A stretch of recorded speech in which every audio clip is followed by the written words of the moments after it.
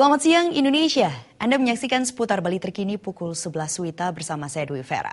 Sebagai ibu kota Provinsi Bali, Kota Denpasar syarat berbagai permasalahan sosial kemasyarakatan. Salah satunya adalah masalah kepadatan penduduk. Hal ini menjadi perhatian khusus pengamat tata ruang dan akademisi Universitas Udayana, Profesor Rumawan Salain.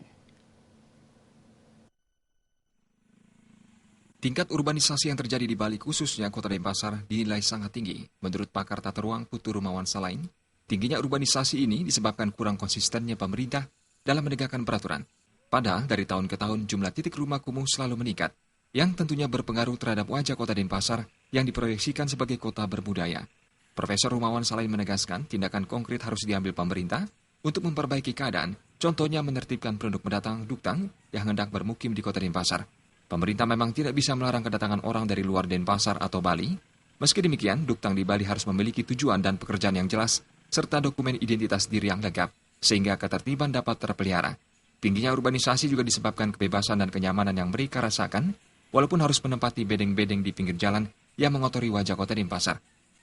Buktinya kan akhir-akhir ini pemerintah dengan transparan sudah menyatakan bahwa ada peningkatan soal rumah kumuh. Jadi dari 24, 25 titik sekarang sudah ada 32 titik rumah kumuh. Artinya terjadinya rumah kumuh ini memang tidak ada sinkronisasi antara pemilik tanah dengan kaum urban yang datang ke sini. Atau juga kita lihat bahwa urbanisasi demikian tinggi karena Denpasar memberikan sebuah harapan bagi mereka untuk menyambung hidup.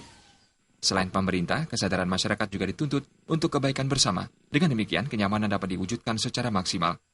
Kelebihan penduduk akibat urbanisasi yang tinggi tidak hanya memunculkan bedeng-bedeng, tetapi juga memicu permasalahan lain seperti masalah pengangguran dan kriminalitas. Pratnya Paremita, Bali TV. Pemirsa, sekian seputar Bali terkini kali ini. Terima kasih untuk perhatian Anda. Salam Indonesia.